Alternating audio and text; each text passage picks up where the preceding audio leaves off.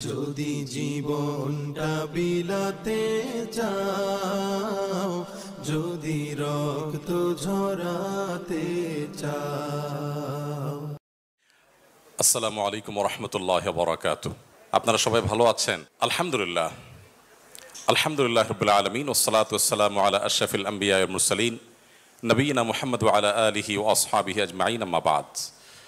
সকল প্রশংসা সেই মহান আল্লাহ তাআলার, যিনি আমাকে এখানে আজকে দাঁড়িয়ে আপনাদের সামনে সর্বকালের সর্বশ্রেষ্ঠ মহামানব, মানবতার মুক্তির দূত মুহাম্মদ সাল্লাল্লাহু আলাইহি ওয়াসাল্লামকে নিয়ে কিছু কথা উপস্থাপন করবার তৌফিক দিয়েছেন।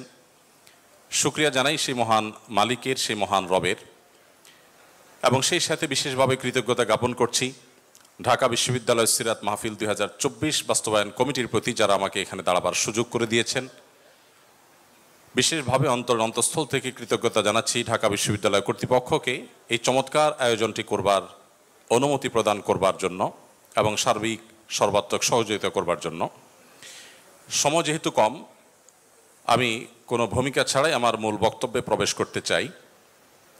আর তার আগে আমি দুটি কথা প্রাসঙ্গিক বলে রাখতে চাই। সেটি হলো, কেন প্রিয় নবী সাল্লাল্লাহু আলাইহি সাল্লাম সম্পর্কে আমাদের জানতে হবে। আমি জানি না এখানে মুসলিম ছাড়া অন্য ধর্মাবলম্বী আমাদের কোনো ভাই বা বোন আছেন কি না, কিন্তু মিডিয়ার মাধ্যমে আমার কথা হয়তো বা পরবর্তীতে তারা শুনতে পাবেন। আমি তাদেরকে সহ বলতে চাই, মুসলিম অমুসলিম যে কোনো মানুষ যদি তিনি সত্যি সত্যানুসন্ধানী হয়ে থাকেন, আমার মনে হয় তার জীবনে একবার হলেও মুহাম্মদ সাল্লাল্লাহু আলাইহি সাল্লামের জীবনী পাঠ করে দেখা উচিত। কারণ একজন মানুষ দুনিয়ার আলো দেখার আগেই বাবাকে হারিয়েছেন, পৃথিবীর আলো দেখার পরপরই মাকে হারিয়েছেন। বাবা এবং মা দুজনকে মানুষ যখন একেবারে শৈশবের শুরুতে হারিয়ে ফেলেন, ঠিক এরকম পরিস্থিতিতে একটা শিশুর জীবনের সামনের দিনগুলো কত কঠিন হয় সেটা বলার অপেক্ষা রাখে না। প্রিয় নবী সাল্লাল্লাহু আলাইহি সাল্লামের জীবনে দুঃখ এবং কষ্ট এখানে শেষ হয়নি, বরং শুরু হয়েছে। কৈশোরে যেতে না যেতেই তার সবচেয়ে বড় অবলম্বন, তার সবচেয়ে বড় আশ্রয়দাতা দাদা আব্দুল মুত্তালিবের ছায়াও তিনি হারিয়েছেন। এবং তিনি সামান্য একটু যখন সমাজে মাথা উঁচু করে দাঁড়াচ্ছিলেন, ততক্ষণে তার বহু চ্যালেঞ্জ সামনে চলে এসেছে। আর ঠিক সেই সময়টাতে তাকে ঘর থেকে যিনি সর্বাত্মক সহযোগিতা করছেন, ভেতর থেকে যিনি তাকে অনুপ্রেরণা দিচ্ছিলেন, তার সেই সহধর্মিনী খাদিজা রাদিয়াল্লাহু তাআলা আনহা, আর বাহির থেকে যিনি তাকে আশ্রয় দিচ্ছিলেন, সহযোগিতা করছিলেন, তার একমাত্র অবলম্বন ছিলেন, পায়ের তলের মাটি ছিলেন সেই চাচা আবু তালেব। ঠিক একই সময় আল্লাহ রাব্বুল আলামিন এই দুটি ছায়াকেও তার মাথার উপর থেকে সরিয়ে নিলেন। এরপর শুরু হলো মক্কার চিরচেনা মানুষগুলোর অচেনা আচরণ। তাদের সেই দুঃসহ নির্যাতন, জুলুম, এই সবগুলোকে পাশ কাটিয়ে তিনি আপন মিশনকে বাস্তবায়নের লক্ষ্যে এগিয়ে যেতে লাগলেন। যখন মক্কাতে আর থাকতে পারছিলেন না, আল্লাহর নির্দেশে হিজরত করলেন মদিনায় গিয়ে। সেখানে একটু শান্তিতে বসবাস করবেন সেই সুযোগটাও তাকে দেয়া হয়নি। তাকে সেখানে চাপিয়ে দেওয়া হয়েছে বদর, উহুদ, খন্দক, একের পর এক যুদ্ধ, বিগ্রহ, আগ্রাসন, জুলুম, নিষ্পেষণ।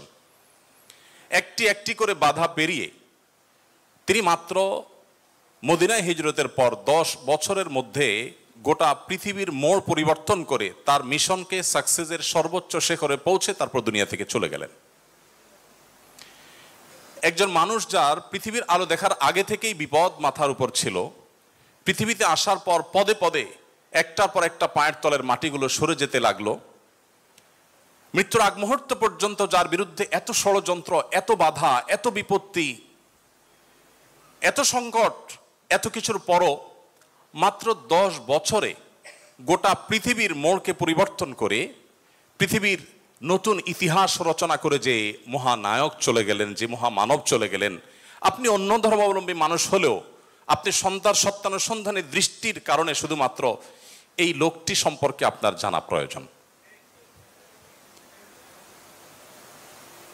যে মানুষটির সামগ্রিক জীবনে একটি জায়গা পাওয়া যায় না যে জায়গাটি দেখে বলা যায় যে এখানে তিনি একটি ভুল সিদ্ধান্ত গ্রহণ করে সরি বলতে বাধ্য হয়েছেন।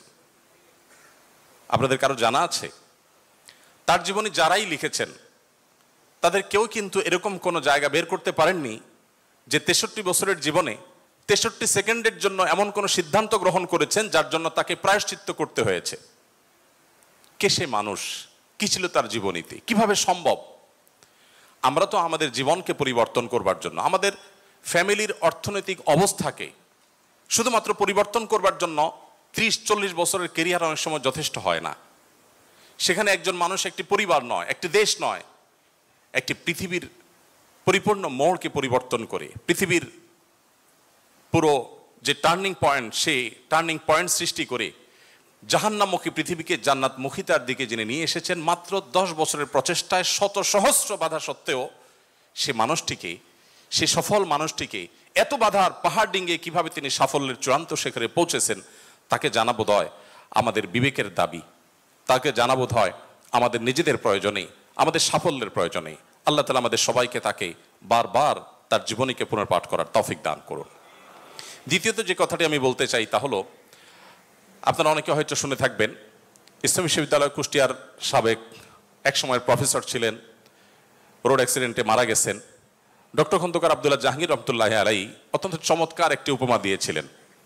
স্যার বলেছেন যে মোবাইল ফোন যেরকম দুই রকম, একটাকে আমরা সহজে বোঝার জন্য বাটন ফোন বলি, আরেকটা হলো স্মার্টফোন।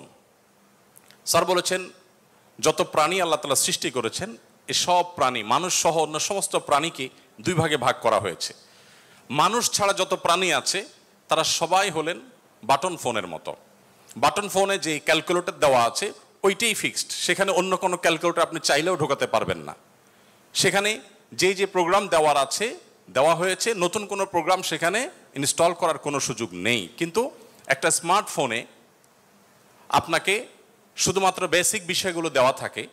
আপনি কোন ক্যালকুলেটরটা নামাবেন সেটা প্লে স্টোরে, অ্যাপ স্টোরে গিয়ে আপনি চয়েস করতে পারেন। আপনি সেখানে কোন ব্রাউজারটা নামাবেন সেটাও আপনি চয়েস করতে পারেন।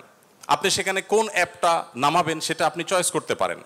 আল্লাহ তাআলা মানুষকে সৃষ্টি করেছেন অনেকটা এই স্মার্টফোনের মতো করে, অর্থাৎ মানুষের ভেতরে তিনি কোনটা ইনস্টল করবেন, ভালো কিছু ইনস্টল করবেন, খারাপ কিছু ইনস্টল করবেন, এই ব্যাপারে আল্লাহ রাব্বুল আলামিন মানুষকে স্বাধীনতা দিয়ে রেখেছেন। আর মানুষ যেহেতু কাউকে না কাউকে অনুসরণ করে এবং তার ভেতরে যদি কিছু না কিছু ইনস্টল করতেই হয়, এই প্রয়োজনে একজন মানুষ মুহাম্মদ সাল্লাল্লাহু আলাইহি সাল্লামকে পাঠ করা, তাকে জানা তার জীবনে গুরুত্বপূর্ণ। কারণ তিনি তার আল্লাহর দেওয়া ব্রেইনে, মেধায়, তার ভেতরে তিনি মুহাম্মদ সাল্লাল্লাহু আলাইহি সাল্লামের আদর্শকে ইনস্টল করবেন কিনা এই সিদ্ধান্তটা নেওয়ার জন্য তাকে জানা প্রয়োজন। সম্মানিত উপস্থিতি, সেই প্রিয় নবী সাল্লাল্লাহু আলাইহি সাল্লামকে জানার জন্য আমি আপনাদেরকে বিনীতভাবে অনুরোধ করতে চাই, গোটা পৃথিবীতে যত মানুষ এখন ইসলামে এসেছেন, কিয়ামত পর্যন্ত হয়তো যত মানুষ ইসলামে আসবেন, তাদের সবার উপর অ্যানালাইসিস করলে তারা কি কারণে ইসলামে এসেছেন, অন্তত বিগত দিনে যারা ইসলামে এসেছেন তাদেরটা যদি অ্যানালাইসিস করা হয় তাহলে দেখা যাবে, আমি অন্তত আমার অভিজ্ঞতার আলোকে বলতে পারি, যত মানুষ ইসলাম গ্রহণ করেছেন, ইসলামে এসেছেন, আমি প্রত্যেককে নতুন মুসলিম হয়েছেন তাদেরকে জিজ্ঞাসা করার চেষ্টা করেছি কোন কারণে আপনি ইসলামে এসেছেন। কারণ আমরা মুসলমানরা তো আমাদের আচার আচরণ, আমাদের কাজ কারবার দিয়ে আপনাদেরকে অভিভূত করে ইসলামের সৌন্দর্য আমাদের কর্মকাণ্ডের মাধ্যমে ফুটিয়ে তুলেছি, এমনটি ঘটার কথা নয়। তাহলে কি কারণে আপনি ইসলামে এসেছেন? যত মানুষ ইসলামে এসেছে তার মধ্যে উল্লেখযোগ্য সংখ্যক ইসলামে এসেছেন কোরআন পাঠ করে, আর অবশিষ্ট যারা ইসলামে এসেছেন তাদের বড় অংশ ইসলামে এসেছেন প্রিয় নবী সাল্লাল্লাহু আলাইহি ওয়াসাল্লামের সিরাত পাঠ করে। বিধায় আমি আপনাদের সবাইকে উদাত্ত আহ্বান রাখতে চাই যে আপনার জীবনে একবার নয়, বারবার করে প্রিয় নবী সাল্লাল্লাহু আলাইহি ওয়াসাল্লামকে জানুন, তার জীবনের শুরু থেকে শেষ পর্যন্ত নির্মোহভাবে পড়ুন। আমি নিশ্চিত করে বলতে পারি যে এটি আপনাকে প্রশান্তির চরম শেখরে পৌঁছে দিবে, আপনার ইমানের মিটারকে অনেক বেশি উপরে তুলে দিবে। আল্লাহ তাআলা আমাদের সবাইকে সেই তৌফিক দান করুন। সম্মানিত উপস্থিতি, প্রিয় নবী সাল্লাল্লাহু আলাইহি সাল্লামের জীবনের বিভিন্ন দিক নিয়ে আপনারা আলোচনা শুনেছেন। আমি খুব সংক্ষেপে প্রিয় নবী সাল্লাল্লাহু আলাইহি সাল্লাম কিভাবে দুর্বলদের আশ্রয় কেন্দ্র ছিলেন সে বিষয়ে কিছু কথা আরজ করতে চাই। প্রিয় নবী সাল্লাল্লাহু আলাইহি সাল্লাম সবসময় দুর্বলদেরকে আগলে রাখার চেষ্টা করতেন, দুর্বলদের পক্ষে কথা বলতেন। আজ 2024-এর যেই সময়টাতে আমরা দাঁড়িয়ে কথা বলছি, আজকের পৃথিবীতে দুর্বলদের পক্ষে কথা বলাটা ফ্যাশনে পরিণত হয়েছে, আপনারা জানেন। দুর্বল মানুষদেরকে নিয়ে কেউ কাজ করলে সমাজে তাকে হিরো মনে করা হয়। আজকের সমাজে দুর্বলদের নিয়ে কাজ করলে তাদেরকে নিয়ে মানুষ অনেক গর্ব করে। এটা গর্বের একটা ব্যাপার যে কেউ দুর্বলদেরকে নিয়ে কাজ করছে। আমরা সুন্নাহ ফাউন্ডেশন থেকে অসহায় দুস্থদের জন্য কাজ করছি। আপনারা অনেকে আমাদেরকে সেজন্য মোবারকবাদ জানাচ্ছেন, শুভেচ্ছা জানাচ্ছেন, আমাদেরকে প্রেরণা দিচ্ছেন। ধন্যবাদ আপনাদের প্রতি। কিন্তু আমি যেটি বলতে চাচ্ছি যে আজ থেকে ঠিক ১৫০০ বছর আগের পৃথিবীতে যদি আমরা ফিরে যাই, তাহলে আমরা লক্ষ্য করলে দেখতে পাবো সেই পৃথিবীতে দুর্বলদের পক্ষে কথা বলাটা ফ্যাশন তো দূরের কথা, সবচেয়ে বড় চ্যালেঞ্জের বিষয় ছিল। আজকের এই অনুকূল পৃথিবীতে দাঁড়িয়ে আপনি দাস দাসীর অধিকার, আপনি শ্রমিকের অধিকার, আপনি নারীর অধিকার, আপনি অন্য ধর্মাবলম্বী সংখ্যালঘুদের অধিকার নিয়ে কথা বলতে পারেন।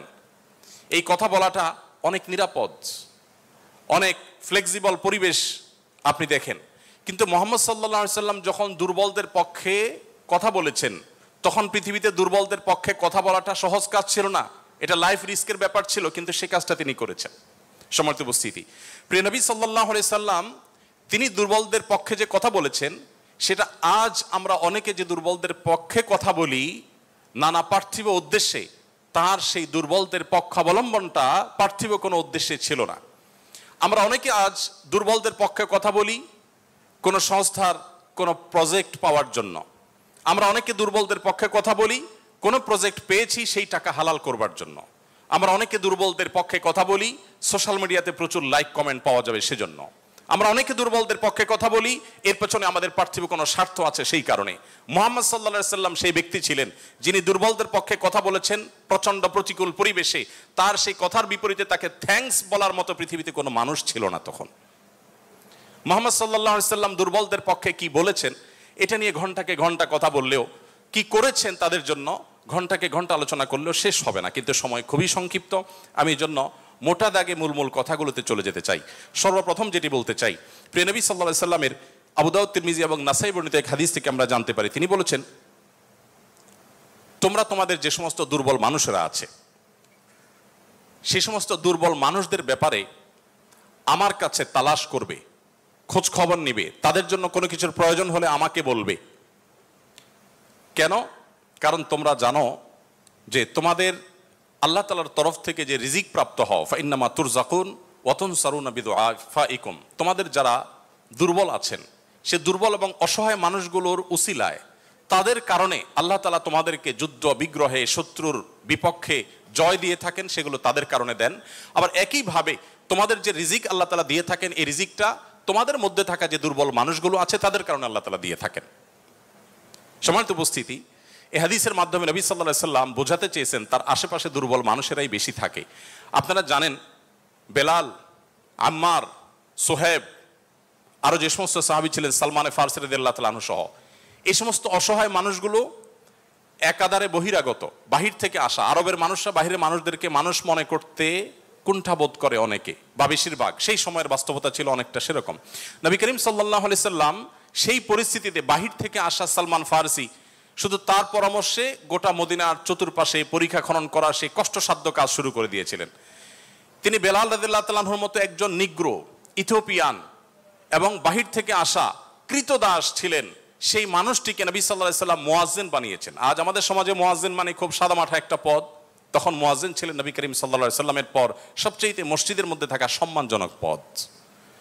নবী করিম সাল্লাল্লাহু আলাইহি সাল্লাম এভাবে দুর্বল সাহাবীদেরকে যে আগলে রাখতেন, দুর্বল সাহাবীদের মধ্যে তিনি থাকতেন এমন ভাবে যে আজ নেতারা যদি অন্যদের সাথে চলে, নেতা কে এটা পরিচয় দেওয়ার প্রয়োজন হয় না। কোনো পাওয়ারফুল ব্যক্তি, কোনো নেতা, তিনি যদি তার অনুসারীদেরকে সাথে নিয়ে অনুসারীদের বেষ্টিত হয়ে হাঁটেন, তো তাকে চেনার জন্য কারো জিজ্ঞেস করতে হবে না। আমাদের প্রিয় নবী সাল্লাল্লাহু আলাইহি সাল্লাম তিনি যখন সাহাবীদের মধ্যে বসা থাকতেন, তখন বাহির থেকে আসা মানুষরা জিজ্ঞেস করতে হতো, মান ফিকুম মুহাম্মদ, তোমাদের মধ্যে মুহাম্মদ লোকটা কে? আপনি চিন্তা করুন, তার বসার মোড়টা এমন ছিল যে অন্য 10 জন সাধারণ সাহাবীর মধ্যে তিনি নিজেকে মিশিয়ে ফেলতেন। তার মধ্যে কোনো অহংকার ছিল না, এমন ভাবে দুর্বলদের সাথে নিজেকে মিশিয়ে ফেলতেন যে বাহির থেকে আসা মানুষ তার অ্যাটিটিউড দেখে, তার বডি ল্যাঙ্গুয়েজ দেখে চেনার কোনো উপায় ছিল না যে মুহাম্মদ নেতা লোকটি কে সাল্লাল্লাহু আলাইহি ওয়াসাল্লাম। সম্মানিত উপস্থিতি, ঠিক একইভাবে আমরা জানি নবী করিম সাল্লাল্লাহু আলাইহি সাল্লাম কারা জান্নাতবাসী, জান্নাতি লোকদের মার্কা কি সেটা বলতে গিয়ে বলেছেন যে আলা আখবিরুকুম বিআহলিল জান্নাহ, তোমাদেরকে কি আমি বলে দিব না যে তোমাদের মধ্যে বিচরণকারী মানুষদের মধ্যে কারা কারা জান্নাতি, জান্নাতি হিসাবে তোমরা কাদেরকে সুধারণা করতে পারো, তাদের আলামত কি, যে আলামত দেখে তুমি অনুমান করবে, আন্দাজ করবে লোকটা জান্নাতি। নবী করিম সাল্লাল্লাহু আলাইহি ওয়াসাল্লামের পর নিজে জবাব দিয়ে বলেছেন, কুল্লু দাঈফিন মুতাদাঈফ, যে সমস্ত মানুষগুলো দুর্বল, বিনয়ী, নিরীহ, এই মানুষগুলো জান্নাতি। অর্থাৎ যদি তাদের ঈমান অন্য সব বিষয়গুলো ঠিকঠাক থাকে, পাশাপাশি তিনি যদি নিরীহ গোছের হন, বিনয়ী হন, বিনম্র হন, তিনি যদি খুব বেশি অহংকারী, অনেক বেশি রূঢ় স্বভাবের না হন, তাহলে এই মানুষগুলো জান্নাতি হওয়ার এটি একটি বড় লক্ষণ। এখানে নবী করিম সাল্লাল্লাহু আলাইহি ওয়াসাল্লাম দুর্বলতাকে জান্নাতি হওয়ার, নবী সাল্লাল্লাহু আলাইহি ওয়াসাল্লাম দুর্বলতাকে বা বিনয়কে জান্নাতি হওয়ার লক্ষণ হিসাবে উল্লেখ করেছেন। এখান থেকে বোঝা যায় দুর্বলদের অবস্থান তার কাছে কেমন ছিল। আমরা নবী সাল্লাল্লাহু আলাইহি ওয়াসাল্লামের যে দুর্বলদের প্রতি তার যে ভালোবাসা, তাদের অধিকার আদায়ের প্রচেষ্টা, তাদেরকে সমাজে তাদের যথাযথ অধিকার ফিরিয়ে দেওয়ার প্রচেষ্টা, সে সম্পর্কে যদি আমরা কয়েকটা উপমা দিতে চাই, আমরা একজন একজন করে বলতে চাই। নারীদের ব্যাপারে বলতে চাই, ইতিমধ্যে ওবায়দুল্লাহ হামজা সাহেব আলোচনা করেছেন নারীদের সম্পর্কে, কিছু কথা হয়তো রিপিট হবে, তারপর আমি সংক্ষেপে শুধুমাত্র টাচ করে যাই। আপনারা জানেন নবী সাল্লাল্লাহু আলাইহি ওয়াসাল্লাম যে সমাজে এসেছেন, সেই সমাজে নারী হিসেবে জন্মগ্রহণ করাটা এটা একটা অপরাধ ছিল। জীবন্ত কন্যাকে নিজের বাবা নিজে হাতে পুঁতে ফেলতো শুধুমাত্র কন্যা হওয়ার কারণে। আল্লাহ কোরআনে বলেছেন, ওয়া ইযা বুশিরা আহাদুহুম বিল উনসা যাল্লা ওয়াজহুহু মুসওয়াদ্দান ওয়া হুয়া কাযীম, কারোর কন্যা সন্তান হয়েছে এই সংবাদটা তাকে দেয়া হলে তার মুখটা কালো হয়ে যেত। এরকম ভয়ঙ্কর এক বাস্তবতার মধ্যে নবী সাল্লাল্লাহু আলাইহি ওয়াসাল্লাম এসেছেন। আমি আবারও বলছি, আজকের সমাজে নারী অধিকার নিয়ে কথা বলা এটা অনেক সহজ। নারী অধিকার নিয়ে কথা বলা মানুষগুলোর জন্মেরও বহু বছর আগে নবী সাল্লাল্লাহু আলাইহি ওয়াসাল্লাম শুধু নারী অধিকার নিয়ে কথা বলেন নাই, জীবন্ত কবরস্থ করা হতো যেখানে কন্যা সন্তানকে, সেই জায়গা থেকে তুলে নারীকে সবচেয়ে সম্মানের সর্বোচ্চ আসনে বসিয়ে তারপর তিনি দুনিয়া থেকে গেছেন। নবী সাল্লাল্লাহু আলাইহি ওয়াসাল্লাম নারীদের জন্য কি করেছেন? কোরআনে আল্লাহ তাআলা বলেছেন, ওয়াশিরুহুন্না বিল মারুফ, হে পুরুষেরা তোমরা তোমাদের স্ত্রীদের সাথে যথাযথভাবে সুন্দরতম উপায়ে তাদের সাথে বসবাস করো, তোমাদের জীবনাতিপাত করো, সংসার করো ভালোভাবে, খারাপভাবে তাদের সাথে তোমরা সংসার করবে না, সতর্ক করেছেন। কোরআনে কারিমে একটি সূরা আছে, আপনারা জানেন, সূরার নাম হলো সূরাতুন নিসা, অর্থাৎ নারীগণের সূরা। কোরআনে কিন্তু পুরুষগণের সূরা নামে কোনো সূরা নেই, সূরাতুর রিজাল নামে কোনো সূরা নেই, কিন্তু সূরাতুন নিসা নামে সূরা আছে, এবং সেটা ছোটখাটো 2-4-5 আয়াতের সূরা না, কোরআনের সবচেয়ে বড় সূরাগুলোর একটি। এবং কোরআনে শুধুমাত্র নারীদের বিধিবিধান বর্ণনা করবার জন্য সূরা তাহরিম, সূরা তালাক, অনেকগুলো সূরা আল্লাহ তাআলা নাজিল করেছেন স্পেশাল নারীদের বিধিবিধান বর্ণনা করবার জন্য। পুরুষদের জন্য আলাদা কোনো স্পেশাল বিধিবিধান, তাদের অধিকার, তাদের করণীয়, তাদের বিষয়গুলোকে আলোকপাত করবার জন্য কোনো আলাদা স্পেশাল কোনো সূরা নেই। আপনারা জানেন কোরআনে আল্লাহ রাব্বুল আলামিন নারীদের সম্পর্কে যত আলোচনা করেছেন, শুধু সেগুলোই ঘন্টায় ঘন্টা আলোচনা করলে শেষ করা যাবে না। প্রিয় নবী সাল্লাল্লাহু আলাইহি ওয়াসাল্লাম তার, আপনারা জানেন, একাধিক স্ত্রী ছিলেন। একাধিক স্ত্রী থাকলে দাম্পত্য জীবনে টুকটাক মনোমালিন্য হয়, তার ক্ষেত্রেও হয়েছে। তিনি কখনো কোনো নারীর গায়ে আঘাত করেননি, কোনো নারীকে কখনো প্রহার করেননি, তার জীবনে একটি বারের জন্য সে ঘটনা ঘটেনি। আপনারা অনেকে হয়তো শুনে থাকবেন, উহুদের যুদ্ধে প্রিয় নবী সাল্লাল্লাহু আলাইহি ওয়াসাল্লামের তরবারি একজন সাহাবীকে দেয়া হয়েছে। তিনি দূর থেকে লক্ষ্য করলেন একজন নারী খুব বিভৎস একটি দৃশ্যের অবতারণা করেছেন, তার নাম ছিল হিন্দা, আপনারা জানেন। তিনি নবী করিম সাল্লাল্লাহু আলাইহি ওয়াসাল্লামের প্রিয় চাচার লাশ কেটে কলিজা বের করে চাবাচ্ছেন। এরকম নির্মম এবং পাশবিক অত্যন্ত ভয়ঙ্কর একটি চিত্র ওই সাহাবী দেখতে পেয়ে নবী সাল্লাল্লাহু আলাইহি ওয়াসাল্লামের তরবারি তার হাতে, তিনি দৌড়ে দূর থেকে আফসা আফসা দেখছেন, কাছাকাছি গেলেন। কাছাকাছি গিয়ে দেখতে পেলেন, দূর থেকে তিনি বুঝতে পারেন না যে ইনি ভদ্রলোক না ভদ্র মহিলা। খুব কাছে এসে দেখলেন যে তিনি একজন নারী। তিনি তখন বলেছেন পরবর্তীতে যে আমি তরবারিটা তুলেছিলাম যে তার শিরকে আমি তার ধড় থেকে, দেহ থেকে আলাদা করে দিব, কিন্তু তৎক্ষণাৎ আমার মনে হলো এই তরবারিটা তো সেই মানুষটার যে মানুষ কোনোদিন কোনো নারীর গায়ে আঘাত করেন নাই। আমি যত কঠিন দৃশ্যই দেখি না কেন, আমি নবী সাল্লাল্লাহু আলাইহি ওয়াসাল্লামের তরবারি দিয়ে কোনো নারীকে আঘাত করতে পারি না। তিনি সেই অবস্থাতে এরকম ভয়ঙ্কর একটি দৃশ্য দেখার পরও নবী করিম সাল্লাল্লাহু আলাইহি ওয়াসাল্লামের জীবন চরিত্রের মধ্যে তিনি নারীদেরকে যেভাবে সম্মান দিতেন, মর্যাদা দিতেন, শুধুমাত্র সেই বিষয়টিকে স্মরণ করে তরবারিকে খাপে ঢুকিয়ে তিনি সেখান থেকে ফিরে এলেন। প্রিয় নবী সাল্লাল্লাহু আলাইহি ওয়াসাল্লাম তিনি যুদ্ধের ময়দানে কয়েক শ্রেণী মানুষকে কোনোভাবেই যেন হত্যা না করা হয় তার জন্য আগে থেকে বলে রেখেছেন, এবং যুদ্ধের আগে যোদ্ধাদেরকে, মুজাহিদদেরকে বলে রাখতেন, খবরদার, রণাঙ্গনে শত্রুপক্ষের অন্য সব মানুষকে আঘাত করলো, নারীদেরকে আঘাত করবে না। আপনারা এই জন্য সাহাবিদের মধ্যে পুরুষ সাহাবিদের শহীদ হওয়ার অনেক লম্বা ফিরিস্তি বা লিস্ট আপনারা দেখতে পান। মহিলা সাহাবিদের লিস্ট খুব বেশি একটা দেখা যায় না, যদিও পুরুষদের আল্লাহর জন্য জীবন উৎসর্গ করার এই পথের সর্বপ্রথম পথ নির্দেশ করেছেন যিনি, অবাক করা বিষয় হলো তিনি একজন নারী, সুমাইয়া রাদিয়াল্লাহু তাআলা আনহা। প্রিয় ভাইরা আমার, নবী করিম সাল্লাল্লাহু আলাইহি সাল্লাম তার জীবনের একেবারে শেষের দিকের বক্তব্যগুলোর, ভাষণগুলোর একটি ছিল ইস্তাউসু বিন-নিসাই খায়রা, তোমরা নারীদের ব্যাপারে আমার কাছ থেকে ভালো ওসিয়ত গ্রহণ করো। অর্থাৎ আমি তোমাদেরকে ওসিয়ত করছি, আমি জীবনের শেষ মুহূর্তে, অন্তিম মুহূর্তে তোমাদেরকে উপদেশ দিচ্ছি, নারীদের বেলায়, মহিলাদের ব্যাপারে তোমরা ভালো আচরণ করবে, এটি আমার কাছ থেকে শুনে রাখো। নবী করিম সাল্লাল্লাহু আলাইহি ওয়াসাল্লাম তিনি তিনটি জিনিসকে খুব বেশি ভালোবাসতেন, তিনটি জিনিস তার কাছে খুব বেশি প্রিয় ছিল। আপনারা অনেকে হাদিসটি জানেন। তার একটি ছিল সুগন্ধি, তিনি পারফিউম, আতর খুব পছন্দ করতেন। আরেকটি ছিল সালাত, নামাজ, এটি তার চক্ষু শীতলতার কারণ ছিল, তার অনেক ভালো লাগতো নামাজ আদায় করতে। আরেকটি ছিল নারী। এখানে নারী প্রিয়র অর্থ হলো বাবা এবং মায়ের মধ্যে নবী সাল্লাল্লাহু আলাইহি সাল্লাম বাবার চাইতে মাকে বেশি প্রায়োরিটি দিতেন। সন্তানের মধ্যে ছেলে এবং মেয়ের মধ্যে মেয়েকে বেশি ভালোবাসতেন, এত বেশি ভালোবাসতেন যে প্রিয় নবী সাল্লাল্লাহু আলাইহি সাল্লামকে আল্লাহ তাআলা ছেলে সন্তান দিয়েছেন, তাদের সবাইকে শৈশবে মৃত্যু দিয়েছেন, তার একমাত্র চারটি কন্যা সন্তানকে বাঁচিয়ে রেখেছেন। দিন শেষে তিনি কন্যাদের বাবা হয়ে বেঁচেছিলেন, ছেলেদের বাবা হয়ে বেঁচে ছিলেন না।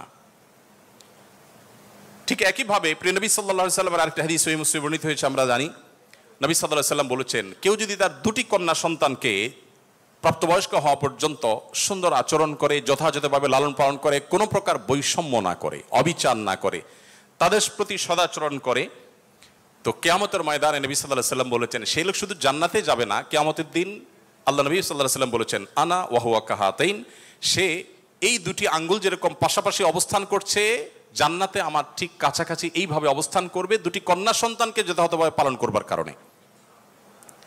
আমি জানি না আপনারা নিশ্চয় অনেক হাদিস পড়ে থাকবেন, আপনারা এমন কোন হাদিস পেয়েছেন কিনা যে 1 ডজন ছেলে সন্তান লালন পালন করলে এইরকম কোন ফজিলত এর কথা কোথাও বলা হয়েছে? আপনারা দেখেছেন এরকম কোন হাদিস? আমি অন্তত পাই নাই যে 1 ডজন ছেলে লালন পালন করেছে কোনো মা বাবা, তার বিনিময়ে তাদেরকে নবী সাল্লাল্লাহু আলাইহি সাল্লাম বলেছে যে 12টা যেহেতু করেছে, 2টা মেয়ের বিপরীতে 12টা ছেলে করেছে, একটা পুরস্কার হোক না, এরকম কোন পুরস্কারের কথা আমার জানা নেই। এরপরে যখন এক শ্রেণী মানুষ বলে যে ইসলাম নারীদেরকে ঠকিয়েছে, তখন তাদের ব্যাপারে কি বলা যায় সেটা আপনারা ঠিক করবেন। সম্মানিত উপস্থিতি, নবী করিম সাল্লাল্লাহু আলাইহি ওয়াসাল্লাম বলেছেন, কোনো বাবা, কোনো অভিভাবক, কোনো প্যারেন্টস, কোনো মা যদি কোনো কন্যার কারণে কন্যার দায়গ্রস্ত হয়ে পড়েন, সমাজের মানুষের কুসংস্কারের কারণে যদি তার মুখটা ছোট হয়ে যায়, কোনো কারণে তিনি যদি কোণঠাসা সময় পরিস্থিতির মধ্যে পড়ে যান, এরপরও তিনি যদি সেই মেয়েদেরকে লালন পালন করার ক্ষেত্রে কোনো কার্পণ্য না করেন, সমাজের বিরুদ্ধে দাঁড়িয়ে বুক টান টান করে যদি তার কন্যাদেরকে তিনি ভালোবাসা দেন, সদাচরণ করেন, তাদের অধিকার যথাযথভাবে দিয়ে দেন, দুঃখিত, তাহলে সেক্ষেত্রে নবী সাল্লাল্লাহু আলাইহি ওয়াসাল্লাম বলেছেন এই কন্যাদের প্রতি সদাচরণ করবার কারণে জাহান্নাম থেকে মুক্তির কারণ হবে কিয়ামতের ময়দানে ওই ব্যক্তির জন্য। এটি নবী সাল্লাল্লাহু আলাইহি ওয়াসাল্লামের আরো বহু হাদিস আছে, আমি আর সেদিকে যাব না, শুধুমাত্র একটি হাদিস বলে শেষ করব। সেটা হলো, আপনারা জানেন নবী করিম সাল্লাল্লাহু আলাইহি সাল্লামকে জিজ্ঞাসা করা হলো, ইয়া রাসূলুল্লাহ মান আহাক্কুন নাসি বিহুসনি সুহবাতি, আমার সবচেয়ে ভালো আচরণ পাওয়ার অধিকারটা কার? নবীজি সাল্লাল্লাহু আলাইহি সাল্লাম বলেছেন, উম্মাক, তুমি সবচেয়ে ভালো আচরণ করবে তোমার মায়ের। এরপর জিজ্ঞাসা করা হলো, হে আল্লাহর রাসূল তারপর? আপনারা জানেন হাদিসটি খুবই প্রসিদ্ধ হাদিস, তিনি বলেছেন তারপর তোমার মায়ের। জিজ্ঞাসা করা হলো তারপর, এরপরে বললেন তারপরও তোমার মায়ের। এরপর সাহাবী যখন জিজ্ঞাসা করলেন ইয়া রাসূলুল্লাহ তারপর, এরপর বললেন তোমার বাবার।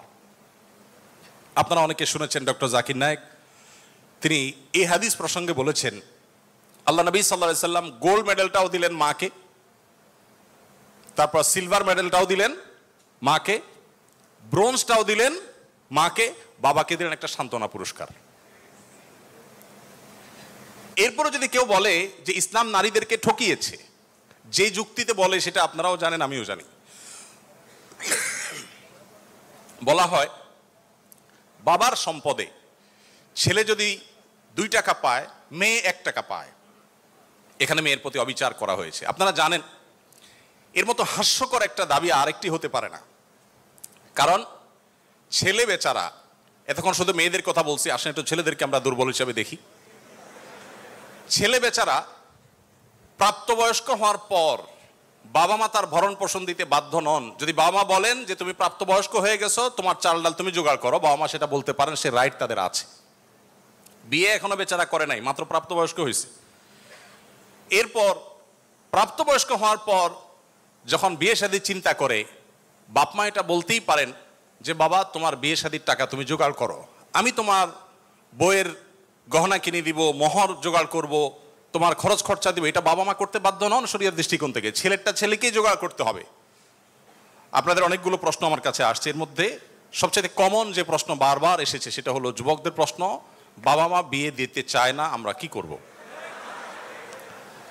আমি সে প্রশ্ন উত্তরে যেতে পারবো কিনা জানি না, তবে তরুণদের আহাজারে আমাকে খুব কষ্ট দেয়। কারণ আমি খুব বেশি বয়সে বিয়ে করিনি, আমি এখন নানা হয়েছি, আপনারা অনেকে জানেন। আমার এই বয়সে আমি নানা হয়েছি, এটা অনেকে শুনলে আসমান থেকে নাজিল হওয়ার উপক্রম হয় যে কিভাবে সম্ভব। তো আমি বলি, আমি আমার সংসার জীবন গোছানো শেষ, আমি এবং আমার মিসেস সহ বাকি জীবন আরামের সাথে দেশ বিদেশ যদি ঘুরেও বেড়াই, আল্লাহ বিল্লাহ করে বাকি জীবন কাটিয়ে দিই, আমার কোনো টেনশন নাই, কারণ আমার সংসারের সব সেট আপ করা শেষ। সে সমস্ত মানুষদেরকে দেখে আমার করুণা হয়, মায়া হয়, যারা আর্লি ম্যারেজকে দোষণীয় মনে করে, তারা অনেক বেশি দেরি করে তথাকথিত নিজের পায়ে দাঁড়ানোর কথা বলে 30-35 পার হওয়ার পর বিবাহ শাদী করেন। এই মানুষগুলো তাদের ছেলে মেয়ে হইতে হইতে, প্রথম তো আবার ছেলে মেয়ে নেওয়া যাবে না, একটা লম্বা সময় এনজয় করতে হবে, 40-এর পর হয়ে যায় ছেলে মেয়ে হতে হতে। এরপর এই ছেলে পড়ালেখা করে গ্রাজুয়েশন করতে করতে 55-60 চুই হয়ে যায়, ততক্ষণে সংসারের ঘানি টানতে থাকে। আল্লাহ না করুন ছেলেটা যদি অমানুষ হয়, এই বেচারা বৃদ্ধ বয়সে আর যাওয়ার কোনো উপায় নাই। আবার সন্তান তো একটা বা দুইটা বেশি নেওয়া যাবে না, তাহলে তার দুঃখের কোনো শেষ আছে? আর আমার সব কিছু কমপ্লিট। এখন ছেলে মেয়ে যদি বেশি বেতাল হয়, বেলাইন হয়, সোজা কানটা মলে দিয়ে দরজা দেখা দিতে কোনো অসুবিধা নাই, কারণ আমার সেকেন্ড থার্ড ফোর্থ অপশন আছে, অনেকগুলো সন্তান আছে। আর দ্বিতীয়ত আমার বয়সে এখনো অনেকখানি বাকি আছে। যাই হোক, আমি সেদিকে যাচ্ছি না। আমি যেটা বলছিলাম সেটা হলো, ছেলেদের এই বেচারাদের যে অসহায়ত্ব, এটার কথা কেউ বলে না। দেখেন, আমিও নারীদের ওয়াজি করে গেলাম, ছেলেদের অসহায়ত্বের কথা একটু বলি। এই বেচারারা যতদিন বাবার সংসারে থাকবে, তোমার ঘানি তুমি টানো, বাবা মা বাধ্য না। মেয়েকে কিন্তু এটা বাবা বা মা বলতে পারেন না। এরপর যখন বিয়ে হবে, বিয়ের সময় ওই যে ছেলেরা চিরকুট নিয়ে আসে, হুজুর একটু বলে দেন আমার আব্বা এখানে আছে। আমি পল্টনে একটা হোটেলের উদ্বোধনী দিনে আমার এক বন্ধু মানুষ সেখানে গেছিলাম, এক ছেলে তার বাবাকে ধরে আমার কাছে নিয়ে আসছে, এসে বলছে হুজুর আপনার অনেক ওয়াজ শুনছি, আজকে আমার বাপরে হাতের কাছে পাইছি, আমাকে বিয়ে দেন, আমি বহু বলছি, আজকে আপনি হাতে নাতে বলেন। আমি নিজের লজ্জা লাল হয়ে গেলাম যে ছেলে কি বেহায়ার মতো কথা। যাই হোক, তো এই বেচারারা বিয়ে করতে যাবে, বাপ বলে যে কি করো তুমি, বিয়ে করবে মানে টাকা কামাই করো। মেয়েদের বিয়ের সময় কি বাবা মা এটা বলে তুমি কয় টাকা কামাই করছো তোমার বিয়ে দিব? বলার সুযোগই নাই, রাইটই নাই।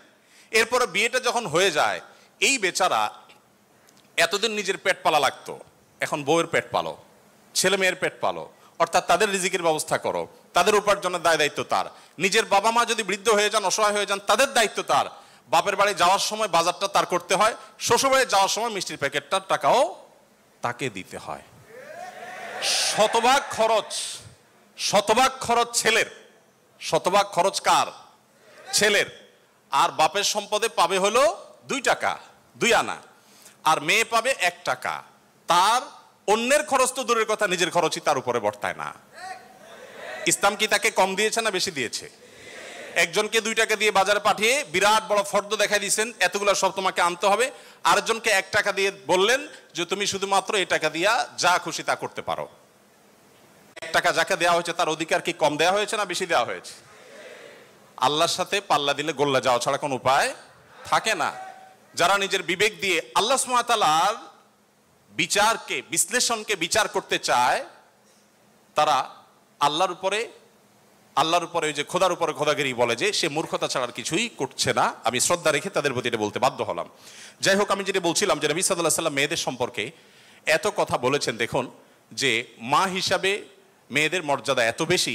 ইমাম মালিক রহমতুল্লাহ আলাইহি একটি চমৎকার কথা বলেছেন। তিনি বলেছেন যে আল আম্বিয়াউ আবুল বানাত, আপনারা অবাক হবেন, যত নবী রাসূল পৃথিবীতে এসেছেন বেশিরভাগ নবী রাসূলদেরকে আল্লাহ তাআলা ছেলে সন্তান না দিয়ে মেয়ে সন্তান দিয়েছেন।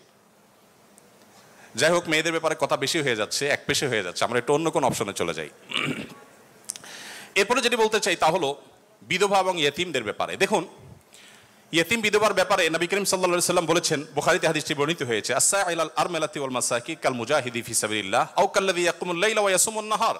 যে ব্যক্তি কোনো বিধবার ব্যয়ভারের দায়িত্ব গ্রহণ করবে, যে ব্যক্তি কোনো ইয়েতিমের লালন পালনের দায়িত্ব গ্রহণ করবে, অভিভাবকত্বের দায়িত্ব গ্রহণ করবে, নবী সাল্লাল্লাহু আলাইহি ওয়াসাল্লাম বলেছেন এই ব্যক্তি আল্লাহর রাস্তায় রণাঙ্গনে জিহাদরত ব্যক্তি আল্লাহর কাছে যে মর্যাদা লাভ করবে, নিজের জায়গায় বসে থেকে অসহায় বিধবার দায়িত্ব, বিধবা ভাতা দিয়ে তার দায়িত্ব গ্রহণ করলে এই ব্যক্তিকে আল্লাহ তাআলা সেই মর্যাদা দান করবেন। আপনি এরকম কোন হাদিস দেখাতে পারবেন না যে একটা লোক বেচারার বউ মরে গেছে, মন মরা থাকে, যদি কোনো ভদ্র মহিলা তার আশ্রয় দেওয়ার জন্য তিনি অনুপযুক্ত হওয়া সত্ত্বেও নিজেকে পেশ করেন, উপস্থাপন করেন আর তার আশ্রয় হয়ে যান, তাহলে নবী সাল্লাল্লাহু আলাইহি ওয়াসাল্লাম বলেছেন তার এই পুরস্কার আছে। নিশ্চয়ই ভালো কাজের সওয়াব আছে, কিন্তু আলাদা পার্টিকুলার কোনো সওয়াবের কথা নবী সাল্লাল্লাহু আলাইহি ওয়াসাল্লাম বলেন নাই। কিন্তু একজন বিধবার ব্যাপারে কিন্তু সেই কথা বলা হয়েছে। ইয়েতিমের ব্যাপারে নবী সাল্লাল্লাহু আলাইহি ওয়াসাল্লাম বলেছেন, আনা ওয়া কাফিদুল ইয়াতিমি কাহাতাইন, আমি এবং ইয়েতিমের অভিভাবক, যিনি ইয়েতিমের দায়িত্ব নেন, এই দুইজন এই দুটি আঙ্গুলের মতো পাশাপাশি জান্নাতে অবস্থান করবো। আপনারা অনেকে বলতে পারেন যে জান্নাতে এই লোক নবীর কাছে থাকবে, এর আগে শুনলাম দুইটা কন্যা লালন পালন করলে সেও নবী সাল্লাল্লাহু আলাইহি ওয়াসাল্লামের কাছে থাকবে, তো নবী সাল্লাল্লাহু আলাইহি ওয়াসাল্লামের কাছে কতজন থাকবে? আসলে দুনিয়াতে আমরা একজনের সাথে আরেকজন হাঁটতে পারি, আখিরাতকে আমরা দুনিয়ার মতো কম্পেয়ার করি বা বিবেচনা করি, আখিরাতের বিষয়টা সম্পূর্ণ ভিন্ন। নবী সাল্লাল্লাহু আলাইহি ওয়াসাল্লামের জান্নাত এটা তো দুনিয়ার কোনো প্রাসাদের মতো হবে না, বিশাল বড় জগৎ নিয়ে হবে। সবচেয়ে ছোট জান্নাতে যে গোটা পৃথিবীর সমান 10 পৃথিবীর সমপরিমাণ জান্নাত তিনি পাবেন। মহাশূন্য সম্পর্কে আমরা ধারণা পাওয়ার পর আমাদের কাছে এটা খুব সহজ মনে হয় যে পৃথিবীর অন্যান্য পৃথিবীর বাইরে যে আল্লাহ তাআলার মহা সৃষ্টি আছে সেগুলোর তুলনায় পৃথিবী খুব ক্ষুদ্র। যখন পৃথিবীতে এগুলো আবিষ্কার হয় না, আপনি চিন্তা করুন তখনকার মুসলমানদের জন্য ঈমান আনা কতটা কঠিন ছিল, যে কিভাবে এত বড় জান্নাত দিবেন আল্লাহ তাআলা, কোথায় এত জায়গা। কিন্তু আজ আমরা সেটা আবিষ্কার করেছি, আমরা জানি কিয়ামত পর্যন্ত আবিষ্কার হতে থাকবে। কোরআন এবং সুন্নাহর অনেক কিছু এখনো আমাদের বুঝে আসছে না, কিন্তু এক সময় হয়তো বুঝে আসবে। তো যাই হোক, নবী করিম সাল্লাল্লাহু আলাইহি ওয়াসাল্লাম ইয়েতিমের ব্যাপারে এই সুসংবাদ আমাদেরকে দিয়েছেন। এবং নবী সাল্লাল্লাহু আলাইহি ওয়াসাল্লাম আরেকটা হাদিস বলে আমি শেষ করব, তিনি বলেছেন যে ব্যক্তি তার পরিবারের মধ্যে কোনো ইয়েতিমকে সংযুক্ত করেন, এই জায়গা আমি একটু থামবো। ইয়েতিমকে সংযুক্ত করার মানেটা কি? আমাদের দেশে ইয়েতিম বা গরিবের বাচ্চাকে লালন পালন অনেকেই করেন, কিন্তু সেটা নিজের ধান্দায় করেন, গরিবের প্রয়োজনে না। কিভাবে সেটা? কারণ সন্তান হচ্ছে না, তখন তিনি একটু বাবা ডাক শুনতে চান, মা ডাক শুনতে চান, তো এই জায়গা থেকে তিনি একটা বাচ্চাকে নিয়ে আসেন, অসহায় মানুষের কারণ কোনো বাচ্চার বাবা মারা গেছেন, বাবা মারা গেছেন, মা মারা গেছেন, তাকে নিয়ে আসেন, সেই বাচ্চাটাকে এনে লালন পালন করেন এবং মনে করেন আমি অনেক সওয়াবের কাজ করছি। আপনি অবশ্যই সওয়াবের কাজ করছেন না যদি আপনার উদ্দেশ্য হয় আপনার যে মা ডাক শোনা, বাবা ডাক শোনা সেটা, আর যদি আপনার উদ্দেশ্য হয় যে না আমি তাকে লালন পালন করতে চাই, সে তার মায়ের কাছেই থাকুক, আমি তার ভরণ পোষণ দিব, তার পড়াশোনার খরচ চালাবো, তার অভিভাবকত্ব করব, তাকে আশ্রয় দিব, তাহলে আপনি এই হাদিসের সুসংবাদ পাবেন ইনশাআল্লাহ তাআলা। আপনি যদি নিজে পার্থিব কোনো স্বার্থে তাকে লালন পালন করেন তাহলে এই হাদিসের মর্যাদা আপনি লাভ করবেন না। নবী করিম সাল্লাল্লাহু আলাইহি ওয়াসাল্লাম মুসনাদ আহমদে বর্ণিত একটা হাদিসে আসছে, তিনি বলেছেন যে এক ব্যক্তি তার কাছে বলেছে, হে আল্লাহর রাসূল, আমার অন্তরটা অনেক শক্ত, আমি খুব শক্ত হৃদয়ের মানুষ, আমার মনটা নরম হয় না, আপনি আমাকে কোনো একটা পরামর্শ দিন। নবী সাল্লাল্লাহু আলাইহি ওয়াসাল্লাম বলেছেন, তুমি ইয়েতিমের মাথায় হাত বুলাবে, তোমার মন নরম হবে এবং সেই সাথে অসহায়দের তুমি খাদ্য দান করবে, আহার দিবে। এই দুটি কাজ যদি তুমি করো তাহলে তোমার অন্তরের কাঠিন্য দূর হয়ে যাবে। আমাদের অনেকের মধ্যে অভিযোগ আছে আমরা এই আমলগুলো করতে পারি। নবী সাল্লাল্লাহু আলাইহি ওয়াসাল্লাম দুর্বলদের মধ্যে যারা দাসী ছিলেন তাদের জন্য কি করেছেন আপনারা অনেকে জানেন। ইসলামের অনেকগুলো গুরুত্বপূর্ণ বিধিবিধান আছে, এর মধ্যে থেকে একটা হলো দাসী মুক্ত করার বিধান। যদি কোনো পুরুষ, কোনো স্বামী যদি তার স্ত্রীকে মায়ের সাথে তুলনা করেন, মায়ের সাথে তুলনা করার একটা পর্যায়ে আছে যেটাকে ইসলামী ফিকহের পরিভাষায় জিহার বলা হয়। রাগের বশে এরকম অনেকে করে থাকেন যে আমার মা যেরকম হারাম তুমি এরকম হারাম, তালাকের মতোই অনেকটা এই টাইপের কথা যদি কেউ বলেন তার প্রায়শ্চিত্ত হলো তাকে একটি দাস মুক্ত করতে হবে। কেউ যদি ইচ্ছাকৃতভাবে রোজা ভঙ্গ করেন তাহলে তার প্রায়শ্চিত্ত হলো তাকে একটি দাস মুক্ত করতে হবে। কেউ যদি শপথ করে শপথ রক্ষা না করেন, ভঙ্গ করেন, তাহলে তাকে দাস মুক্ত করতে হবে। কেউ যদি কোনো মানুষকে হত্যা করেন, ভুলে হত্যা করেন, তার প্রায়শ্চিত্তগুলোর মধ্যে থেকে একটা হলো তাকে দাস মুক্ত করতে হবে। এভাবে ইসলাম অনেকগুলো ভুলের প্রায়শ্চিত্ত হিসাবে অন্য কোনো অপশনের চাইতে দাস মুক্তিকে প্রায়োরিটি দিয়েছে, গুরুত্ব দিয়েছে। নবী সাল্লাল্লাহু আলাইহি ওয়াসাল্লাম বারবার বলেছেন, কারণ তিনি চাইতেন মানুষ দাস না থাকুক, মানুষ মুক্ত হয়ে যাক। নবী সাল্লাল্লাহু আলাইহি ওয়াসাল্লাম আজকের পৃথিবীর মতো ফ্যাক্টরি রেভলিউশনের পর মানুষের মুক্তির জন্য বা দাস প্রথার বিরুদ্ধে তিনি কথা বলেছেন এমন না। আমি আগেই বলেছি, আজ পৃথিবীতে বহু দুর্বলদের পক্ষে কথা বলা মানুষ পাবেন, তার সবগুলোই বেশিরভাগই দেখবেন স্বার্থের কারণে।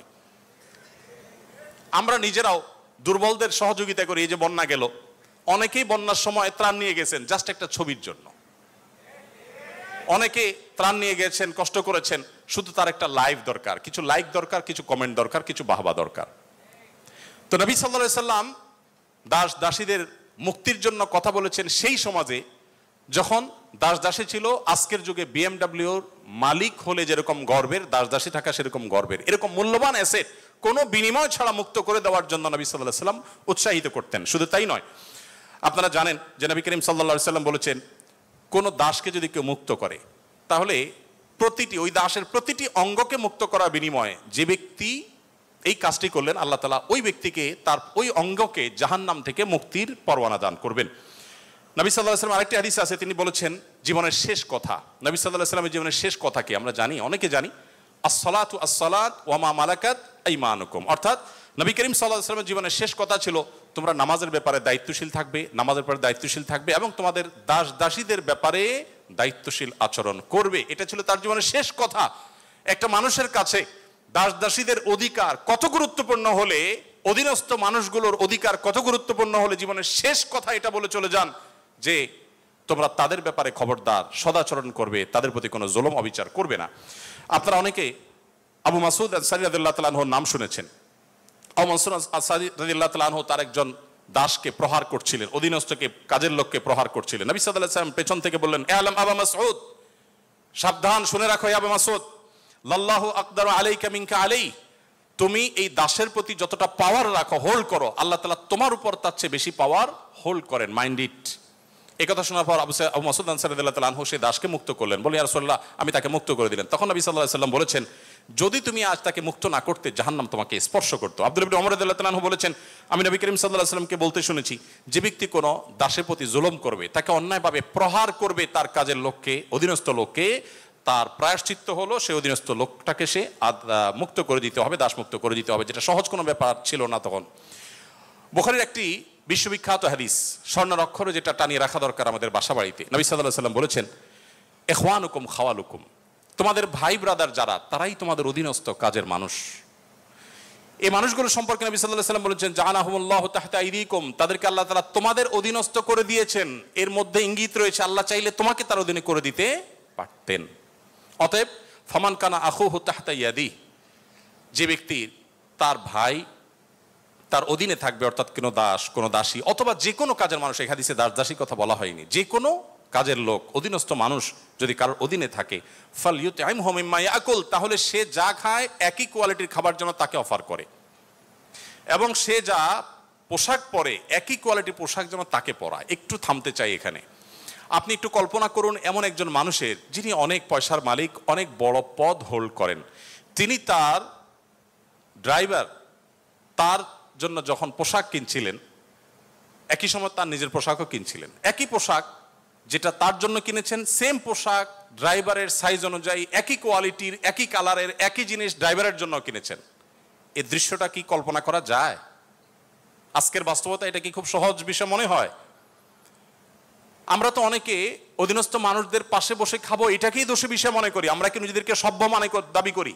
আজকের পৃথিবীর মানুষের সভ্যতা যেখানে গিয়ে ঠেকবে, নবী সাল্লাল্লাহু আলাইহি ওয়াসাল্লাম তিনি এবং তার সাহাবা একরাম পৃথিবীকে যেই জায়গায় রেখে গেছেন সভ্যতার, সেখানে পর্যন্ত আজকের পৃথিবী সভ্যতার সর্বোচ্চ শিখরে গিয়ে পৌঁছতে পারবে না। নবী করিম সাল্লাল্লাহু আলাইহি ওয়াসাল্লাম তিনি, তাকে একবার জিজ্ঞাসা করা হলো যে, হে আল্লাহ রাসূল, আমাদের যে কাজের লোক আছে, খাদেম আছে, এই লোকগুলোর যত ভুল করে কয়বার মাফ করা যায় আপনি একটু বলেন? মানে এটা সীমা আছে তো, কতবার মাফ করা যায়? নবী করিম সাল্লাল্লাহু আলাইহি ওয়াসাল্লাম চুপ থাকলেন। লোকটা আবার একই কথা বললেন, নবী সাল্লাল্লাহু আলাইহি ওয়াসাল্লাম চুপ থাকলেন। তিনি আবার যখন বললেন, নবী করিম সাল্লাল্লাহু আলাইহি ওয়াসাল্লাম বলেছেন, দিনে 70 বার মাফ করবা। কতবার? এর মানে হলো তুমি নিজেকে নিয়ন্ত্রণহীন করবে না। এ বিষয়ে অবশ্য ওয়াজ করা অনেক সহজ, আমল করা অনেক কঠিন। আল্লাহ তাআলা আমাদেরকে আমলের তৌফিক দান করুন। এভাবে নবী করিম সাল্লাল্লাহু আলাইহি ওয়াসাল্লাম দুর্বলদের পক্ষে, দুর্বলদের অধিকার আদায়ের জন্য অনেক কথা বলেছেন। সেই সময় যখন দুর্বলদের পক্ষে কথা বলা আজকের মতো ফ্যাশনের বিষয় ছিল না। আজ যারা অধিকারের কথা বলে তাদের জন্মেরও হাজারো বছর আগে প্রিয় নবী সাল্লাল্লাহু আলাইহি ওয়াসাল্লাম এই মানুষগুলোর অধিকার আদায় করে উন্নতির চরম শিখরে রেখে গেছেন। পৃথিবী আবার তাদেরকে অবনমন করেছে। আজ সেজন্য আমাদেরকে কথা বলতে হচ্ছে। সম্মানিত উপস্থিতি, নবী করিম সাল্লাল্লাহু আলাইহি ওয়াসাল্লাম তিনি অন্য ধর্মাবলম্বীদের অধিকার নিয়ে যত কথা বলেছেন, অনেক লম্বা কথা বলতে হবে, আমার হাতে একেবারে সময় নেই। আমি শুধু এটুকু বলবো, আল্লাহ তাআলা কোরআনে কারিমে বলেছেন, লা ইয়ানহাকুমুল্লাহু আনিল্লাযীনা লাম ইউকাতিলুকুম ফিদ-দীন ওয়া লাম ইখরিজুকুম মিন দিয়ারিকুম আন তাবাররুহুম ওয়া তুকসিতু ইলাইহিম ইন্নাল্লাহা ইউহিব্বুল মুকসিতিন। যে সমস্ত অন্য ধর্মাবলম্বীরা তোমাদেরকে তোমাদের দেশ থেকে বের করে দেয়নি, তোমাদের উপর কোনো যুদ্ধ চাপিয়ে দেয়নি, অর্থাৎ শান্তিপূর্ণ সহাবস্থান করছে, তাদের প্রতি সদাচরণ করতে তোমাদের আল্লাহ তোমাদেরকে নিষিদ্ধ করেনি না, বরং আল্লাহ তাআলা সদাচরণকারী, ন্যায়নিষ্ঠ আচরণকারীকে ভালোবাসেন। তার মানে সংখ্যালঘুদের প্রতি, অন্য ধর্মাবলম্বীদের প্রতি কোনো মুসলিম যদি সদাচরণ করে, এই লোক আল্লাহর ভালোবাসা পাবে। বাংলাদেশে মানুষ ধর্মপ্রাণ, এদেশে ওলামা একরাম দায়িত্বশীল। এজন্য আমি প্রায় বলি, আমাদের আশেপাশে অন্য যে কোনো দেশের সংখ্যালঘুদের চাইতে আমাদের দেশের সংখ্যালঘুরা আলহামদুলিল্লাহ অনেক ভালো আছে। সেজন্য আমরা অনেক হ্যাপি এবং সুখী। আমরা চাই তারা আরো ভালো থাকুক। আমাদের আশেপাশে বিভিন্ন দেশে বহু ধর্মীয় দাঙ্গা হয়েছে, শত শত মানুষ মারা গেছে। বাংলাদেশের আজও পর্যন্ত কখনোই ধর্মীয় দাঙ্গায় শত শত মানুষ তো দূরের কথা, ডজন ডজন মানুষ মারা গেছে, এমন কোনো ঘটনা কখনো শোনা। সংখ্যালঘুদের নির্যাতনের যে সমস্ত বিচ্ছিন্ন ঘটনা ঘটে, এটা আমরাও জানি, আমাদের সংখ্যালঘু ভাই বোনেরাও জানেন। এটা দিন শেষে রাজনৈতিক ফায়দা হাসিলের নীল নকশা ছাড়া আর কিছুই নয়। বাংলাদেশের সবচেয়ে বড় ধর্মীয় শিক্ষা প্রতিষ্ঠান হাটহাজারী মাদ্রাসার ঠিক কোল ঘেঁষে একটা মন্দির, আমি সেই মাদ্রাসার ছাত্র। এত প্রাচীন এই মন্দির এবং মাদ্রাসাও প্রাচীন, শতবর্ষী মাদ্রাসা এবং প্রাচীন মন্দির।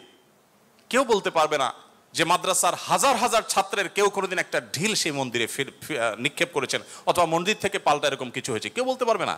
বাংলাদেশের মানুষের সাম্প্রদায়িক সম্প্রীতির যে উদ্যম দৃষ্টান্ত, পৃথিবীর অনেক উন্নত দেশেও সে দৃষ্টান্ত নাই। এটা আমরা কোত্থেকে পেয়েছি?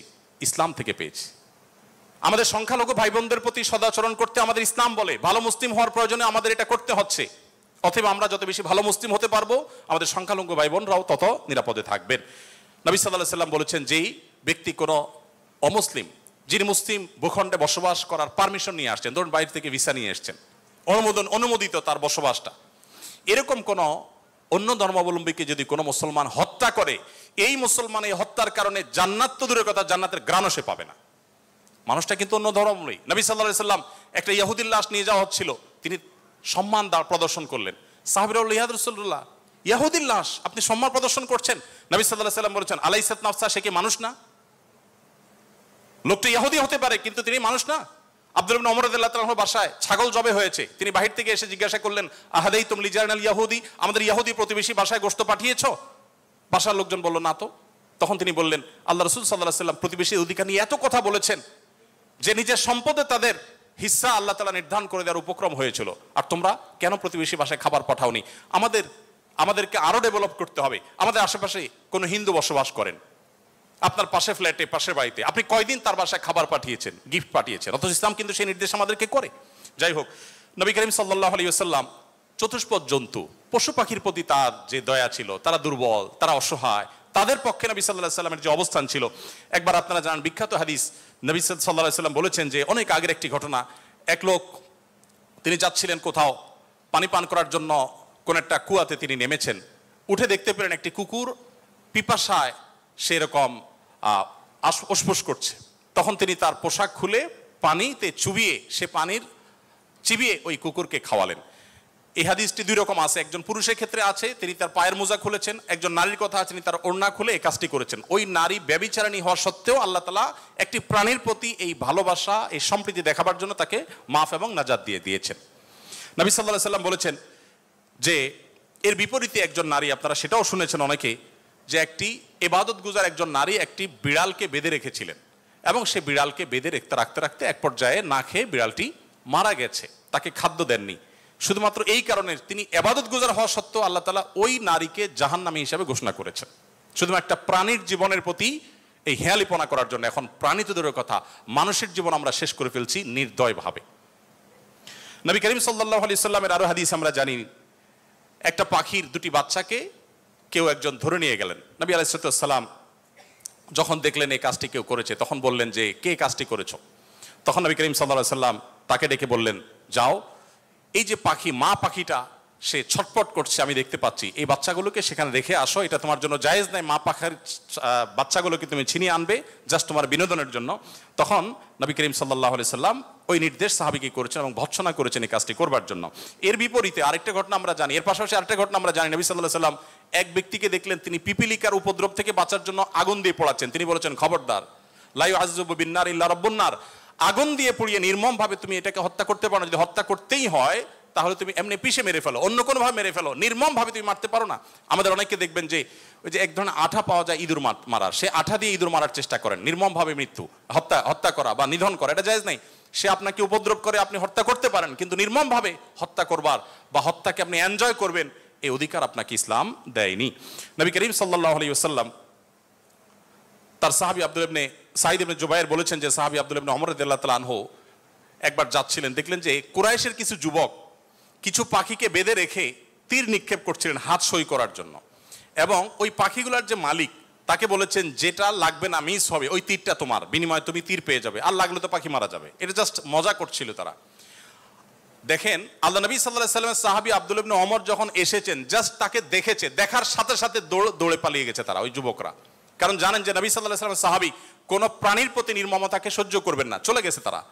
তখন এবার আব্দুল্লাহ ইবনে ওমর রাদিয়াল্লাহু তাআলা আনহু বলেছেন, আল্লাহ লানত এবং অভিশাপ নাজিল হয় ওই মানুষগুলোর প্রতি যারা কোনো প্রাণীকে এরকম বিনোদনের জন্য জাস্ট তীর মেরে, গুলি মেরে বিভিন্নভাবে লক্ষ্যবস্তু তাদেরকে বানায়। নবী করিম সাল্লাল্লাহু আলাইহি ওয়াসাল্লামের জীবনের বহু ঘটনা আছে, আমরা বলে শেষ করতে পারবো না, আমি একেবারে শেষের দিকে চলে আসছি। একবার নবী করিম সাল্লাল্লাহু আলাইহি ওয়াসাল্লাম একটি ওট দেখতে পেলেন, খুব ক্ষীণকায়, জীর্ণশীর্ণ, দুর্বল, এবং তার চোখে পানি। নবী সাল্লাল্লাহু আলাইহি ওয়াসাল্লাম তার শরীরের উপরে খুব আলতো করে হাত বুলিয়ে দিলেন। তখন সেই ওটের আচরণ দেখে বর্ণনাকারী সাহাবী বলছেন, মনে হচ্ছিল সে অনেকটা প্রশান্তি অনুভব করেছে। তখন তিনি ওটের মালিককে ডেকে বললেন যে এই ওটকে তুমি কেন ভালো করে খাবার দাবার দাও না, তার ব্যাপারে তুমি আল্লাহকে কেন ভয় করো? নবী সাল্লাল্লাহু আলাইহি ওয়াসাল্লাম তাকে সতর্ক করলেন। ঠিক একইভাবে নবী সাল্লাল্লাহু আলাইহি ওয়াসাল্লাম ঐতিহাসিক একটি হাদিস সহিহ মুসলিম বর্ণিত, তিনি বলেছেন, ইন্নাল্লাহা কাতাবাল ইহসানা আলা কুল্লি শাই ফাইদা কাতালতুম ফাহসিনুল কিতলাহ ওয়া ইযা যাবাহতুম ফাহসিনুজ যিবহা। যদি কেউ কোন প্রাণীকে জবে করতে হয়, জবে করে খেতে হয়, আল্লাহ তার জন্য হালাল করেছেন, সেও যেন নির্মম ভাবে জবে না করে। এই জন্য ছুরি যেন ভালো করে ধার দিয়ে নেয়, যাতে করে পশুর প্রতি নির্মমতা করতে করতে ধীরে ধীরে তাকে যেন হত্যা করতে না হয়। এমনকি কোনো মানুষকে যদি মৃত্যুদণ্ড দিতে হয়, তাকেও যেন নির্মম ভাবে হত্যা না করা হয়। প্রয়োজনে তাকে যদি মৃত্যুদণ্ড দিতে হয়, এমনকি রণাঙ্গনে যদি শত্রুপক্ষ হয়, নির্মম ভাবে তার অঙ্গ প্রত্যঙ্গ কেটে টুকরা টুকরা করবেন, এই নির্মমতা করার অনুমতি ইসলাম আপনাকে দেয়নি। আপনাকে মানুষ হতে বলেছে ইসলাম। নবী সাল্লাল্লাহু আলাইহি ওয়াসাল্লাম এক ব্যক্তিকে দেখলেন যে তিনি তার কোন একটা পশু জবাই করার জন্য শুয়েছেন, শুয়ে তারপরে সেই পশু ছুরি ধার দিচ্ছেন। একদিক থেকে শুয়েছেন, হয়তো পাও দিয়ে ফাড়া দিয়ে ধরে রেখেছেন, আর অপর দিক থেকে হাত দিয়ে তিনি ছুরি ধার দিচ্ছিলেন। নবী সাল্লাল্লাহু আলাইহি ওয়াসাল্লাম বলেছেন যে আতুরিদু আন তুমিতাহা মাউতা, তুমি কি চাও এই প্রাণীটাকে কয়েকবার হত্যা করতে? কেন তুমি আগে ছুরি ধার দিয়ে আনো নাই? নবী করিম সাল্লাল্লাহু আলাইহি ওয়াসাল্লাম একটি গাধার পাশ দিয়ে যাচ্ছিলেন, দেখতে পেলেন যে গাধাটার উপরে কেউ ছেক দিয়েছে, কোন লোহাটো হাতে দাগ দিয়ে ছেক দিয়েছে, ক্ষতবিক্ষত হয়েছে। নবী সাল্লাল্লাহু আলাইহি ওয়াসাল্লাম বলেছেন, লাআনাল্লাহুল্লাযী ওয়াসামা, যে ব্যক্তি গাধাটাকে ছেক দিয়েছে, আল্লাহর লানত, আল্লাহর রহমত থেকে সে বঞ্চিত হয়ে অভিশাপ তার উপরে নাজিল হবে। নবী করিম সাল্লাল্লাহু আলাইহি ওয়াসাল্লাম এক ব্যক্তিকে দেখলেন যে তিনি বলছেন, হে আল্লাহর রাসূল, আমি যখন ছাগল জবে করি তখন আমি যাতে অপ্রয়োজনে কষ্ট দিতে না হয়, নির্মমতা করতে না হয়, সেদিকটা খেয়াল করে। নবী সাল্লাল্লাহু আলাইহি ওয়াসাল্লাম বলেছেন, রাহিমাকুল্লাহ, তুমি যদি ছাগলের প্রতি দয়া পরবশ হও, আল্লাহ তাআলা তোমার প্রতি দয়া পরবশ হবেন। ভাইরা আমার, এমনকি তৃণ লতা গাছপালা এগুলো প্রয়োজন ছাড়া যদি কেউ কাটে, নবী সাল্লাল্লাহু আলাইহি ওয়াসাল্লাম বলেছেন ওই ব্যক্তির মাথায় আল্লাহ তাআলা জাহান্নামের আগুন নিক্ষেপ করেন। প্রয়োজন ছাড়া যদি বৃক্ষ নিধন করে কেউ, আমি যদি সারাদিন সারারাত বলি, হয়তো নবী সাল্লাল্লাহু আলাইহি ওয়াসাল্লাম দুর্বলদের অধিকার আদায়ের জন্য কি করেছেন, শুধু কথা বলেননি, কি করেছেন সেগুলো বলে হয়তো শেষ করা যাবে না। আমাদের সময় অনেক আগেই শেষ হয়ে গেছে। আমি শুধুমাত্র শেষের দিকে আসছি এবং বলতে চাই, আজকে যে জায়গায় আমি দাঁড়িয়ে কথা বলছি, এই বিশ্ববিদ্যালয় সহ বহু বিশ্ববিদ্যালয়, বিশেষ করে পাবলিক বিশ্ববিদ্যালয়গুলো, যেগুলো মেধাবীদের, দেশের সবচেয়ে বড় ভালো মেধাবীদের সবচেয়ে বড় বিচরণ ক্ষেত্র, এই জায়গা থেকে আমাদের আনন্দের অনেক ইতিহাস যেমন রচিত হয়েছে, দুই একটি দুঃখের এবং বেদনার ঘটনাও এখানে ঘটতো। তার মধ্যে থেকে একটি হলো র্যাগিং এর ঘটনা। নতুন একজন শিক্ষার্থী যেখানে পুরাতন শিক্ষার্থী বা বড় ভাইদের কাছে, সিনিয়রদের কাছে স্নেহ ভালোবাসা পাওয়ার কথা, র্যাগিং এর নামে তাকে অপমানিত করা, অপদস্থ করা, তাকে হ্যারাসমেন্ট করা, তাকে অপমান অপদস্থ করে পশুর মতো বুনো আনন্দে মেতে ওঠা, এটা আমাদের দেশের অনেক শিক্ষা প্রতিষ্ঠানের একটি অঘোষিত কালচারে পরিণত হয়েছিল। আমরা আশা করব এই পশুত্ব, এই নির্মমতা, এটা আমাদের দেশে আর কোনো শিক্ষা প্রতিষ্ঠানে কোনোদিন ফিরে আসবে না। আমরা সবাই যদি দায়িত্বশীল হই, আমরা সবাই যদি মানুষ হই, ভালো মুসলমান হতে হলে ভালো মানুষ আমাদেরকে হতে হবে। আমরা যদি ভালো মানুষ হই তাহলে আমাদের দ্বারা এরকম ঘটনা কখনো ঘটতে পারে না। একজন মানুষের কষ্ট কারোর আনন্দের কারণ হতে পারে না। নবী করিম সাল্লাল্লাহু আলাইহি ওয়াসাল্লাম বলেছেন, যে ব্যক্তি কোনো ছোটদের প্রতি স্নেহ করে না, ভালোবাসে না, সে আমার উম্মত না। ছোট এবং জুনিয়রদের প্রতি যদি স্নেহ মমতা না থাকে, ভালোবাসা না থাকে, সে আর যা হোক নবী করিম সাল্লাল্লাহু আলাইহি ওয়াসাল্লামের উম্মত হিসাবে পরিচিতি পাবে না। অতএব র্যাগিং এর এই অপসংস্কৃতিকে ঝেঁটিয়ে শিক্ষা প্রতিষ্ঠানগুলো থেকে বিদায় করতে হবে আপনাদেরকেই। সবাই রাজি আছেন তো ইনশাআল্লাহ?